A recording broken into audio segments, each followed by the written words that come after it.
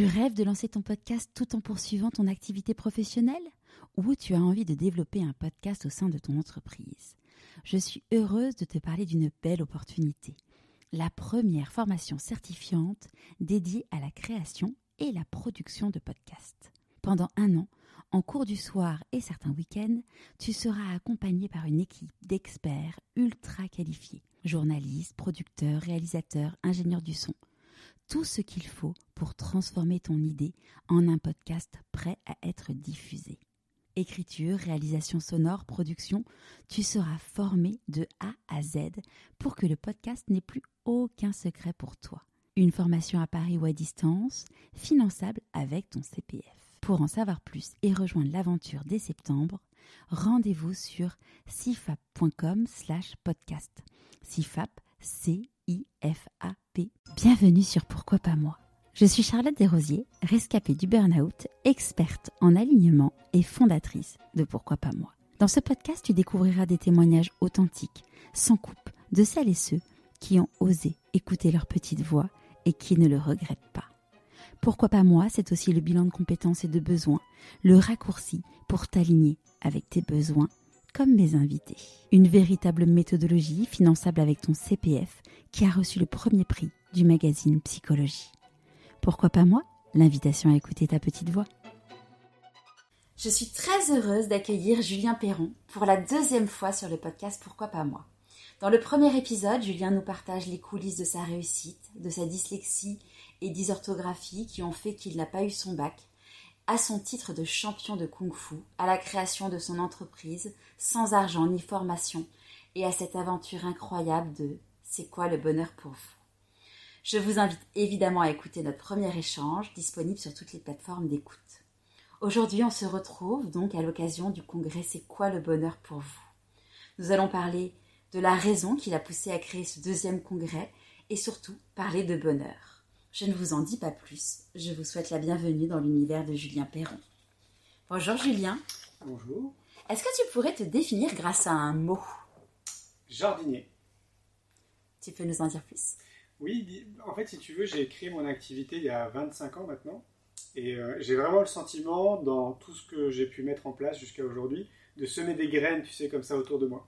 Et du coup, en fait, la meilleure définition, quand tu sèmes des graines, c'est jardinier. Donc je me considère vraiment comme un jardinier. Et très souvent aussi, quand je me présente comme ça dans les interviews, j'aime bien dire que je suis aussi un chef d'entreprise intuitif. Parce que je trouve qu'il y a encore peu de personnes, déjà globalement, qui sont connectées à leur intuition, mais encore moins dans le monde de l'entreprise. Et toutes les décisions que j'ai pu prendre, tous les projets, le congrès, c'est quoi le bonheur pour vous, c'est la résultante de l'écoute de mon intuition. D'ailleurs, du coup, donc on est au 2e congrès, c'est quoi le bonheur pour vous à Arcachon. Qu'est-ce qui t'a poussé à créer initialement? D'où est venue cette première intuition? Eh bien, j'ai réalisé un film qui est sorti en 2017 au cinéma, qui a été un carton, qui s'appelle « C'est quoi le bonheur pour vous ?» À préciser que ce n'est pas mon métier quand même d'être réalisateur ni producteur de films, mais il s'est avéré que ce film a été vraiment un beau succès. J'ai été dans 400 salles de cinéma pour débattre après avec le public. Et donc, issu de ce succès, on avait envie de préserver l'énergie du bonheur et de se dire comment on pouvait faire en sorte que cette énergie elle continue à circuler. Donc on a imaginé un jeu de cartes qu'on a créé, ça fait 4 ans maintenant, donc le jeu de cartes C'est quoi le bonheur pour vous. Ensuite je me suis mis à créer un podcast qui s'appelle aussi C'est quoi le bonheur pour vous. Et puis de fil en aiguille je suis devenu aussi auteur et j'ai réalisé 2 livres, j'ai écrit 2 livres qui s'appellent aussi C'est quoi le bonheur pour vous. Et puis à un moment donné on était avec ma collègue qui s'appelle Julie, avec qui je bosse depuis 8 ans, qui est mon bras droit, ma jambe droite, qui est vraiment... elle pourrait me remplacer en fait, je pense que je pourrais moi m'effacer et elle pourrait faire la suite. Et donc on discute et puis elle me dit « Ah mais tu sais Julien, peut-être ce serait une bonne idée de faire un congrès autour du bonheur. » Et donc voilà, de manière intuitive, j'ai dit « Mais c'est tellement une bonne idée Julie » et puis on s'est lancé. Julie qui nous écoutera peut-être et qu'on embrasse et qu'on remercie pour tout ce qu'elle fait. C'était quoi l'énergie, l'intention que tu as mise dans cette 2e édition? C'est toujours la même attention, en fait, quasiment dans tout ce qu'on met en place, parce qu'on a une grande part d'activité aussi dans le monde de l'éducation. Je pars du principe que tout part de l'éducation, donc on fait une vraie connexion entre le monde de la connaissance de soi. C'est pour ça qu'on se retrouve aussi aujourd'hui au congrès C'est quoi le bonheur pour vous, parce qu'on parle de connaissance de soi. Et le monde de l'éducation, il y a un vrai pont. Et donc moi, ce qui me motive, c'est d'éclairer, de semer des graines, d'où l'idée d'être un jardinier, d'éclairer les consciences, de générer des déclics. Alors, ce qui est bien dans ce type d'événement, c'est qu'une grande majorité des personnes qui viennent sont déjà en chemin. Donc, on en parlait avec Christelle Petit-Colin, qui vient de terminer sa conférence, et on se disait que, bah oui, effectivement, quand tu as un public en face de toi qui est déjà en chemin, qui est déjà en plein questionnement, qui essaie de faire du mieux qu'elle peut pour être la meilleure version d'elle-même, comme on dit très souvent, c'est un bon terreau pour continuer justement à semer des graines. Et donc, ouais, c'est vraiment l'énergie qui nous anime, et puis ça fonctionne bien, parce que tu vois, depuis 25 ans, nous, on pense qu'on a impacté un peu plus de 10 millions de personnes, donc ça commence à être un beau chiffre. Tu es un jardinier planétaire. C'est un peu ça, ouais, parce que notamment, tu sais, avec les films, parce que j'ai réalisé aussi un deuxième film qui s'appelle L'école de la vie, j'ai eu cette chance de voyager quand même dans beaucoup de pays pour diffuser le film, débattre avec le public après la séance du film, donc c'était, ouais, on peut dire un peu planétaire. Ouais, pourquoi ce sujet du bonheur te touche-t-il si particulièrement ? Déjà, je n'avais pas réfléchi en fait à cette question. C'est que je me suis retrouvé au Canada pour essayer de créer des ponts entre le Canada et la France. Et à un moment donné, en dormant chez quelqu'un, parce que j'aime bien dormir chez des gens, on a parlé du bonheur. Je lui ai proposé de la filmer avec mon téléphone portable. J'ai regardé cette vidéo, j'ai trouvé ça génial. Après, j'ai commencé à continuer en fait à interviewer les gens parce que j'aimais bien le format.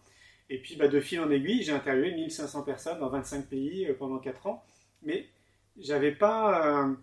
comment dire, une conviction d'essayer de comprendre ce que c'était le bonheur. Moi-même, j'étais pas en quête de bonheur, mais j'étais porté par cette énergie. Parce que d'ailleurs, j'invite les gens à le faire. C'est hyper sympa de quelqu'un que tu connais pas, par exemple dans le train, tu vois, de poser la question. Ça engendre un débat qui est hyper intéressant. Donc c'était vraiment ça, moi, je pense, qui m'a vraiment motivé. D'ailleurs, c'est quoi pour toi le bonheur, Julien Perron ? Je voudrais pas spoiler le film, parce que dans mon film, c'est quoi le bonheur pour vous ? À la fin, je donne la définition. Mais moi, quand j'ai créé mon entreprise, donc il y a 25 ans, j'étais dans une chambre de bonne de 10 mètres carrés au 6e étage à Paris, dans une situation quand même un peu compliquée, parce que je suis sorti d'une période où j'avais été SDF. Je resitue le contexte, j'avais pas de diplôme, donc je n'ai pas de diplôme, donc j'avais pas d'argent, mais j'avais une belle connaissance de moi-même. Et parmi ces réflexions que je me faisais, de me dire, mais comment je peux me rendre utile dans la société, je me disais, je vais créer une entreprise, je vais voler de mes propres ailes. Mais avant ça, c'est quoi mes besoins ? J'ai besoin de quoi, moi, en fait, dans ma vie de tous les jours, tu vois, pour être heureux, pour être bien, en fait, pour tendre vers du bonheur. Et je remarque qu'avec les années, en fait, ma définition, si c'est une définition, n'a pas changé. J'aime bien le contact avec les gens, c'est pour ça que j'organise des événements. J'adore voyager, donc découvrir, j'ai une curiosité qui est insatiable, j'ai l'impression. L'amour, l'amitié, la nature, je passe beaucoup de temps dans la nature. C'est des besoins, en fait, qui sont, il me semble, assez fondamentaux pour les êtres humains. En tout cas, pour moi, c'est des réservoirs d'énergie qui sont très importants. Et donc, du coup, je fais du mieux que je peux pour les remplir tous les jours. Et je pense que c'est quelque part, c'est une définition de tendre vers le bonheur. On est complètement raccord parce que, comme tu le sais, j'ai créé une méthodologie qui s'appelle le bilan de compétences et de besoins parce que j'ai cette croyance profonde que tu as besoin de connaître tes besoins pour pouvoir les faire respecter. Mais c'est un vrai enjeu aujourd'hui dans notre société de découvrir ses besoins. Et dans la notion de besoin, je joue avec un acronyme où il y a le B de but, le S de sens, il y a l'optimisme, il y a les non négociables aussi, on en a parlé pendant tout le congrès sur le respect de tes valeurs, savoir qu'est-ce qui te porte et qu'est-ce qui t'importe. Et tu sais, je ne sais pas si tu as fait l'exercice, mais c'est assez étonnant quand tu poses la question à des gens, c'est quoi vos besoins ? Il y a beaucoup de gens qui bug, ils ne savent pas réellement en fait, ce que sont leurs besoins. En fait. Ça va d'ailleurs, tout à l'heure j'anime un atelier justement sur le bonheur, c'est d'être aligné avec ses besoins et je vais les faire travailler sur le fait de savoir s'ils sont capables d'identifier donc le B de but, le E d'énergie, le S de sens, le O d'optimisme, le I de impact et le N de non négociable. Okay. Et du coup l'idée ça va être vraiment de leur permettre de réfléchir à chaque étape, est-ce qu'ils sont capables d'identifier quel est leur but, qu'est-ce qui les met en joie, quel est leur pourquoi, qu'est-ce qui leur donne de l'énergie. Et après, sachant que j'ai créé la pyramide des besoins, alors version Maslow, mais avec une autre version que j'invite à découvrir. Et l'idée, c'est de se dire que tout est nourri, parce que si tu n'as pas de but, tu vas perdre en énergie. Si tu n'as pas de sens, tu vas perdre en énergie. Tout est interconnecté. Tout à fait. À l'image de notre corps, c'est interconnecté. Est-ce que tu as un conseil pratique à partager avec nous pour cultiver le bonheur ? Oui, j'en parle dans mon premier livre, C'est quoi le bonheur pour vous, en chemin vers soi. Je parlais de fondamentaux, et pour moi, il y a vraiment des fondamentaux qui sont l'alimentation, le sport, le sommeil, la nature, des exercices de relaxation. Je parle de ça globalement dans mon premier livre parce que j'ai vraiment le sentiment que les gens ont oublié en fait cette hygiène de vie, tu sais. qui sont les bases pour moi, juste pour être bien dans ta tête, pour être bien dans ton corps, et qui sont accessibles à tout le monde, qui ne nécessitent pas d'argent, mais qui nécessitent du temps, de l'énergie et une forme de discipline. Et donc moi, je rêve qu'une bonne partie de la population puisse vraiment déjà comprendre ça et le mettre en pratique là où ils en sont. Tu vois, vraiment à leur niveau, avec beaucoup de patience, beaucoup d'amour, chacun fait du mieux qu'il peut, mais d'intégrer ça comme une hygiène de vie. On ne réfléchit plus quand on se brosse les dents, on ne réfléchit plus quand on prend une douche, tu vois, c'est devenu vraiment habituel. Et ben, pour moi, le sport, l'alimentation, le sommeil, la nature, les exercices de relaxation, ça devrait s'intégrer complètement dans notre hygiène de vie. Hier, Marion Dubé disait quelque chose de super juste. Elle disait, bah voilà, on a l'hygiène de se laver les dents, de mettre du déodorant pour soi et pour les autres, mais l'hygiène mentale, ça devrait être la même chose. Mais tellement, bien sûr. Et souvent, tu sais, je trouve beaucoup en France, on est une population qui est très concentrée au niveau du cerveau. C'est-à-dire, on est beaucoup dans les connaissances et très peu dans l'intégration dans notre corps. Et donc, ce premier livre, justement, c'est une belle participation pour revenir à son corps. Ouais, c'est indispensable. Et tu vois, j'accompagne beaucoup de personnes qui ont fait un burn-out ou qui sont aux portes du burn-out. Et du coup, je leur apprends en effet de dire que, moi j'ai découvert ça, mais longtemps après le burn-out, que ton alimentation a un impact sur ta santé mentale, sur tes neurotransmetteurs, sur tellement de choses. Sur tes pensées. Sur tes pensées aussi, bien sûr. Parce que t'as on dit que c'est ton deuxième cerveau, mais est-ce que finalement ton premier cerveau n'est pas dans ton ventre ? Moi je pense que c'est le premier cerveau. Et ce qui est chouette pour les cartésiens, c'est que maintenant on a vraiment des scientifiques qui ont mesuré ça. On sait vraiment que c'est hyper connecté. Ce que tu manges est très dépendant de ce que tu vas penser après par la suite. Bah, tu as 90% de la sérotonine qui est synthétisée au niveau des intestins. C'est ça. Et la sérotonine, c'est ce qui apaise, c'est le frein du système nerveux. Exactement. Et tout ça, on ne nous l'a pas appris. Mais ça ne veut pas dire que c'est pas impossible, c'est ça qui est génial. Bien sûr. C'est qu'à n'importe quel moment de ta vie, tu peux reprendre les rênes de ton alimentation, notamment, mais pas que. De remettre du mouvement dans ta vie, d'être attentif à ton sommeil, une fois de plus, tu vois. D'aller le plus souvent dans la nature, parce qu'on connaît les bienfaits de la nature. Et tout ça, une fois de plus, c'est vraiment accessible à tout le monde. Ce qui est plutôt compliqué, c'est qu'on a été conditionné à l'inverse. Et donc de remettre du temps, de l'énergie là-dedans, ça nécessite de passer un cap. En fait, on a été conditionné, j'irai un cran au-dessus, c'est que les personnes qui montrent la voie, on dit qu'ils sont perchés et on les montre du doigt comme des gens hors cadre et qu'il ne faut pas suivre. Oui, c'est vrai.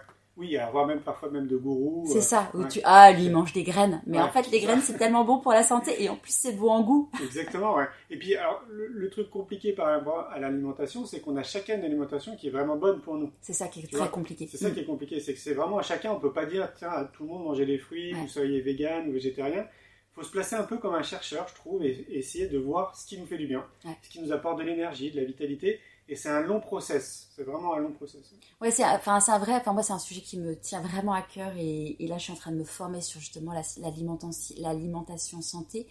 Et je trouve que c'est très difficile de s'y retrouver parce que tu vas lire, il faut manger n'importe quoi, genre du boulgour, du quinoa ou des pois chiches. Et après, il y en a qui vont te dire, oui, mais par rapport à ton groupe sanguin, il faut pas. Il y en a d'autres qui vont te dire, bah voilà, comme tu es un ultra sensible, c'est pas idéal pour toi. Exactement. Et puis tu es dans une société où même, tu vois, là, on avait un super petit déj ce matin à l'hôtel.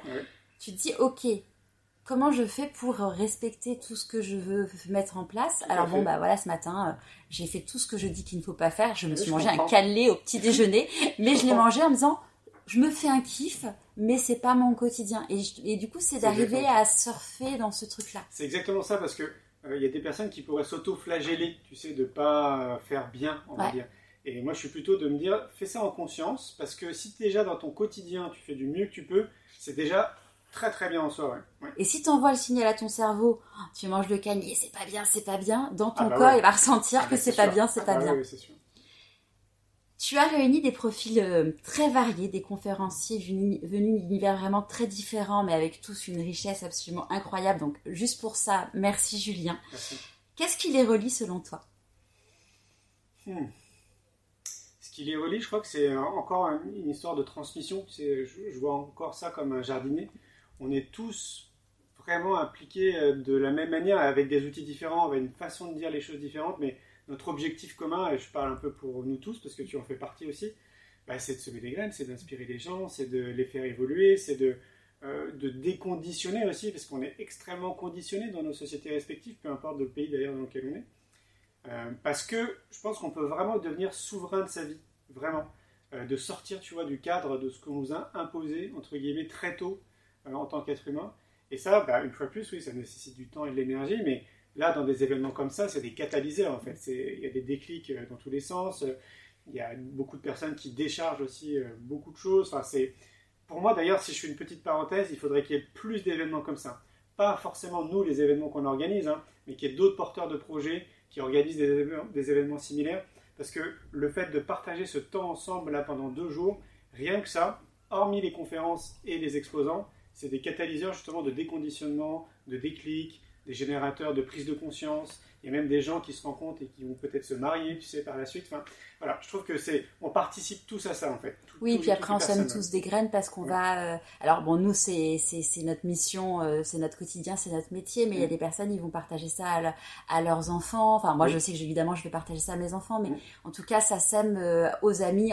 J'étais à cette conférence, j'ai appris ça, c'était génial. Tout à fait, tout à fait. Et ce que je dis souvent, ça, c'est plutôt pour les gens qui participent, c'est que de bien préserver en fait cette énergie, tu sais, parce que là tu dis oui on va en parler à des personnes et il y a des personnes à qui tu peux pas en parler, qui seront pas ouverts d'esprit et qui vont vite juger. Et je pense que quand on est dans un chemin comme ça, comme le nôtre, tu sais, d'apprendre à mieux se connaître, de comprendre notre mode d'emploi, il faut être assez vigilant auprès de qui on parle de tout ça, parce que ça peut même nous décourager d'une certaine manière, voire même nous faire arrêter en fait notre chemin en disant non en fait c'est peut-être n'importe quoi ce que je fais.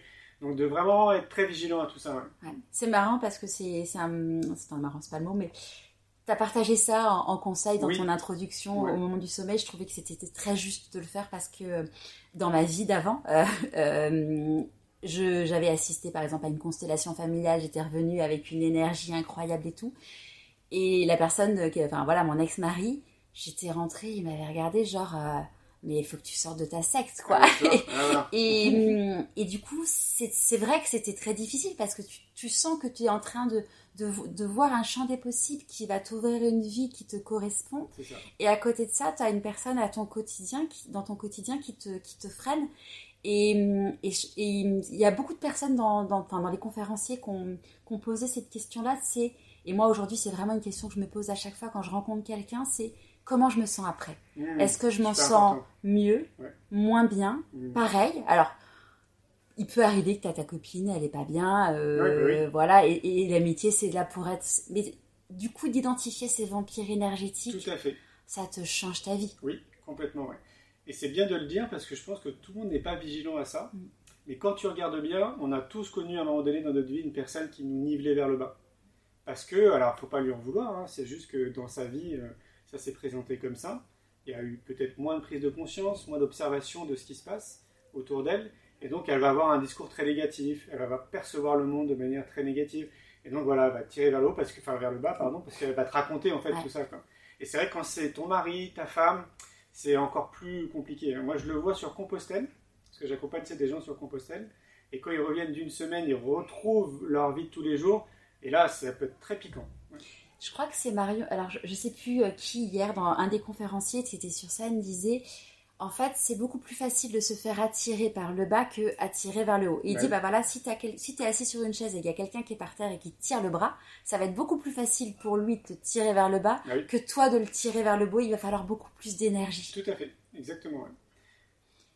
Qu'est-ce que tu ressens quand tu vois que plus de 600 personnes ont traversé la France et même on a vu qu'il y avait même traversé le monde, parce qu'il y a des personnes du Canada, du Brésil, de Suisse, c'est incroyable. Guadeloupe. Et des conférenciers de haut vol pour partager leur expérience, vivre ce moment. J'ai toujours beaucoup de gratitude. J'ai vraiment beaucoup de gratitude pour ça. Et puis j'en parlerai quand on va clôturer le congrès. En fait, tout ça, ça n'existerait pas si j'étais hyper bien entouré. On a une équipe de bénévoles qui est extraordinaire. D'ailleurs, ils arrivent au moment où on parle. Voilà. On a Julie qui est extraordinaire, qui est ma collègue dont je vous parlais tout à l'heure, qui me suit depuis 8 ans. Enfin, ça serait impossible de réaliser ce qu'on réalise si j'étais pas bien entouré. Je pourrais pas. Donc, j'ai beaucoup de gratitude pour ça. Et puis, je suis fier, en fait. Je suis vraiment fier de moi, tu vois, de me dire que ça fait 25 ans maintenant que je fais ça. Je sais très bien d'où je suis parti. J'ai toujours cette conscience-là. Et donc, je suis parti de pas grand-chose. Et je suis vraiment fier de me dire que je participe à un égrégore positif dans notre société. Ce que je trouve super chouette et juste, c'est qu'en fait, on sent vraiment que tu es raccord. Et donc, du coup, C'est comme hier, il y avait Saverio Tomasella qui... il avait une mouche qui lui a tourné dessus pendant 15 minutes pendant la conférence, mais il était... Alors qu'on sait qu'il est ultra sensible, donc on sent qu'il est, il est connecté, il est raccord, et du coup, c'est serein, en fait. Okay. Ouais, ça m'étonne pas. Et toi, c'est vraiment ce que tu aimais aussi, je trouve. Okay. Ouais. Ah, merci. C'est quoi les 3 idées phares avec lesquelles tu aimerais que les personnes repartent après nous avoir entendus ou après le congrès? La première, c'est, j'en ai parlé un petit peu en intro, tu sais, d'avoir cette conscience qu'on est notre priorité de tous les jours dans une société qui nous fait croire que c'est plutôt l'inverse, que c'est égoïste, tu sais, de s'occuper de soi avant de s'occuper des autres. Et moi, j'insiste beaucoup dans tout ce que je fais, justement, je sème cette graine un maximum pour que les gens vraiment conscientisent que ça part de là. Vraiment, c'est le maillon le plus important. Deuxièmement, j'aimerais qu'ils repartent avec beaucoup de joie, parce qu'on est quand même dans un congrès où il y a aussi beaucoup de joie, et je trouve ça important. Enfin, moi, c'est une énergie qui est importante pour moi. C'est un moteur d'ailleurs dans toutes les activités que je crée. C'est intéressant parce que la joie est toujours pour moi connectée à l'intuition. Donc dès que ça me met en joie et que je pense à un projet, souvent en fait j'y vais et tout est fluide et c'est top. Et le troisième, c'est d'avoir cette conscience que quand je prends soin de moi, je prends soin du collectif. Je reviens un peu à cette notion, tu sais, où on nous fait croire que c'est égoïste, mais c'est une bonne continuité parce que moi, je le vois en fait dans ma vie de tous les jours parce que j'ai cette hygiène de vie, on va dire, et je vois bien en fait que le fait que je prenne soin de moi, forcément, ça a un impact sur les gens qui sont autour de moi. Je pense que c'est peut-être grâce à ça aussi que je suis hyper bien entouré, que c'est grâce à ça aussi que mes activités elles sont plutôt florissantes, que je me sens bien en fait tout simplement, tu vois, dans ma tête, dans mon corps. Et donc même sans rien dire, je pense, et sans rien faire, l'attitude de ce que tu es, de ce que tu dégages, déjà, je pense, est potentiellement inspirant pour le collectif. Et j'aimerais beaucoup aussi que les gens repartent avec ça dans leur bagage, de conscientiser ça, quoi. D'ailleurs, justement, Christelle Petit-Colin disait juste avant, pendant la conférence, que ça a été prouvé scientifiquement que la joie te permet de pouvoir apprendre plus vite, réussir plus, que c'était une émotion qui te permet justement de déplacer des montagnes. Tout à fait. Ah ouais, vraiment. Hein. Est-ce que tu as un conseil à partager avec nous pour prendre soin de sa santé physique et mentale ? Et oui, déjà je les invite à lire mon livre, C'est quoi le bonheur pour vous en chemin vers ça, mais même le deuxième aussi, c'est quoi le bonheur pour vous en quête de sens. Pourquoi ? Parce que c'est l'union entre le corps et l'esprit. Moi, mon adage, c'est un esprit sain dans un corps sain. Donc il y a le premier livre qui est vraiment concentré autour du corps et le deuxième qui est plutôt dans notre monde intérieur. Bien évidemment, il y a plein d'autres livres, il y a plein de conférenciers, il y a plein de personnes, je pense, qui parlent de tout ça. Mais j'ai pas l'impression qu'ils en parlent comme moi je peux en parler, forcément. Dans la mesure où moi je suis né dans une famille où on parle de tout ça depuis que je suis tout petit. J'ai 46 ans. D'ailleurs, tu as dû croiser ma mère. Je sais pas si tu es au courant. Ah non, j'ai pas croisé ta maman. Il y a ma mère qui est ici, ouais. Et donc moi je baigne là-dedans, tu sais. Et c'est pour ça que j'ai écrit ces livres, c'est que j'ai l'impression d'avoir gagné beaucoup de temps en termes de compréhension des bases, en fait, des fondamentaux. Et donc déjà, je les inviterais vraiment à lire ce type de bouquin, ou ne serait-ce que d'être ouvert à écouter ton podcast, tu vois, aller dans des événements, à ouvrir son esprit, en fait, sur beaucoup de choses. Et encore que dans ce type d'événements, dans des livres, dans ton podcast, dans les miens, je trouve qu'on aborde, on effleure quelque part tout le potentiel qu'on a en réalité, qui est vraiment gigantesque. Je pense qu'on ne se rend pas compte de tout le potentiel qu'on peut avoir, qui est, pour moi, qui est quasiment sans fin. À un moment, j'allais pas bien du tout pendant mon burn-out et j'avais vu une personne et j'avais besoin de ce... Alors, c'était pas un besoin, c'était une attente, parce que c'est une différence entre un besoin et une attente. J'attendais de savoir quelle allait être la suite pour me rassurer, parce que j'étais vraiment dans un état de détresse où j'allais pas bien. Et il y a une femme qui m'a dit, vous savez, Charlotte, vous pouvez pas imaginer la suite. Parce que tellement... Enfin, si vous commenciez à tout écrire, vous pourriez même pas imaginer toutes les choses incroyables qui vous arrivent, qui vont vous arriver. Et là, on est 4 ans plus tard et j'ai écrit 2 livres, j'ai fait un TEDx, enfin bref, j'ai accompli plein de choses que jamais j'aurais été capable d'imaginer que j'étais capable de faire. Et je sais que c'est que le début. Oui. Et ça, c'est vraiment un truc, se dire... Ouais, c'est Maud Ankawa qui dit « le plan est toujours parfait ». Exactement. Et tu vois, pour arriver à ça... on revient toujours à la connaissance de soi. On est complètement d'accord. C'est vraiment d'accord. C'est ça. Donc c'est pour ça que je mets beaucoup d'énergie dans l'éducation. J'aimerais vraiment que le savoir-être et la connaissance de soi puissent s'intégrer le plus tôt possible dans notre société, parce que je suis sûr que ça ferait une humanité, mais tellement différente. On est à 100% tu vois, tes choix seraient différents, les gens avec qui tu rentrerais en contact seraient différents, dans le couple. Ce serait, c'est mon rêve. Ouais, c'est ce que moi j'en parlais justement avec Christelle. Je dis, c'est comme tu ne te, en tout cas moi c'est ma croyance en tout cas par rapport à mon vécu, c'est que je ne me connaissais pas, donc je ne m'aimais pas, donc je ne me respectais pas et donc je ne me faisais pas respecter. Ouais, c'est lui. Et aujourd'hui, ça fait partie de mes missions, c'est d'aider les gens à découvrir qui ils sont pour apprendre à s'aimer et donc respecter qui ils sont, leurs besoins et se faire respecter. C'est la base. C'est la base. Ouais. Qu'est-ce que ça signifie pour toi être aligné ? Ah, ça c'est une belle question parce que moi je trouve que dans notre secteur d'activité, donc on va dire le développement personnel de manière plus large, donc c'est juste mes croyances et ma perception, j'ai pas le sentiment qu'il y ait beaucoup de personnes alignées justement. Même les gens qui sont connus, tu sais, qui vendent des millions d'exemplaires, etc. Mais donc, je précise bien, c'est ma perception et c'est mes croyances. Hein. Mais je la partage aussi pour avoir interviewé certaines personnes qui sont des, entre guillemets, gourous du développement personnel. Donc, c'est pas le cas de tous, évidemment, dans toutes mes invités. Mais en effet, ça a été une vraie surprise de certaines personnes que j'admirais vraiment, alors sans comparaison, en me disant, mais ce qu'ils racontent, ça me parle tellement. Et là, tu vois, j'ai eu le plaisir, grâce à l'événement, de rencontrer plein de personnes que j'admire, comme Saverio Tomasella, comme Christelle Petit-Colin. Et en fait, c'est des gens où tu sens qu'ils sont alignés, qu'ils sont raccord avec ce qu'ils disent et ce qu'ils font. Et qui sont ouverts et qui ont envie de découvrir les autres. Et c'est pas juste une posture ou un business. Tout à fait, tout à fait. Et donc, pour moi, l'alignement, ça va être aligné entre ce que tu dis, ce que tu fais et ce que tu penses. Et je pense que pour en arriver là, il faut être dans une vraie discipline de vie, donc une hygiène de vie, donc du prendre soin de soi à tous les niveaux, donc corporel, santé mentale, etc. Et donc moi, j'ai l'impression qu'il n'y en a quand même pas beaucoup qui sont vraiment dans cette discipline de vie. Et je trouve qu'il est encore beaucoup plus importante quand tu es sur scène, quand tu écris des livres, quand tu transmets en fait des choses. Et c'est super qu'ils le fassent parce que ça aide des millions de personnes quand même. Mais l'alignement pour moi, il passe par là. Ouais. C'est vraiment une hygiène de vie qui va te permettre d'être très aligné entre ce que tu dis, ce que tu fais et ce que tu penses. C'est une espèce de notion d'équilibre. Tu sais, j'ai un tatouage ici en sanskrit qui veut dire équilibre. Parce que pour moi, cette notion d'équilibre, elle est très importante dans tous les domaines de notre vie. Et donc, cette façon d'être aligné, elle est très proche de rechercher l'équilibre en réalité. Tu sais que le burn-out est un sujet qui me touche particulièrement. Et le burn-out, c'est le syndrome du déséquilibre. C'est tu donnes trop d'énergie pour certaines choses et tu ne te ressources pas assez. Et c'est l'équilibre, c'est vital. Tout à fait. Et tu vois, moi, dans mes activités, je sais que je suis un peu un ovni en tant que chef d'entreprise. C'est que moi, j'ai décidé, évidemment, que j'étais ma priorité avant tout le reste. Et donc, il y a 6 mois de l'année où je me balade. On me voit très souvent en train de faire la rando, d'être en pleine nature. Parce que je me positionne comme un chercheur et c'est ce qui est bon pour moi en réalité. Donc, je prends ce temps-là, du mieux que je peux, pour équilibrer tout ça, justement. Et pour être le plus disponible, performant possible dans tout ce que je fais dans ma vie. À quel moment dans ta vie tu t'es dit pourquoi pas moi ? À quel moment dans ma vie je me suis dit pourquoi pas moi ? Eh ben, je me suis jamais dit ça, je crois. En fait, si, je me suis dit ça.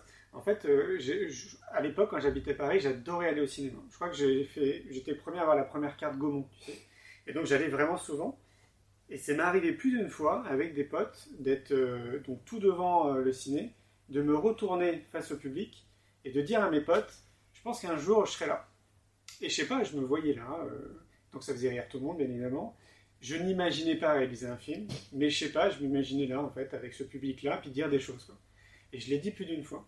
Et donc, quelque part, je devais me dire pourquoi pas moi. Mais c'était pas un rêve, en fait, tu vois, c'était comme quelque chose de très intuitif. Et je suis épaté de me dire que, je sais pas, 20 ans après, j'ai fait 400 salles de cinéma. C'est rigolo. Quelle est la phrase que tu aimerais que les gens se répètent le matin ? Ben, je trouve qu'elle est très différente d'une personne à une autre. Par contre, ce qui serait peut-être bon, c'est de se dire déjà, mais je suis tellement heureux d'être en vie. Tu vois, de respirer, de me réveiller, d'être là, quoi, de sentir les choses.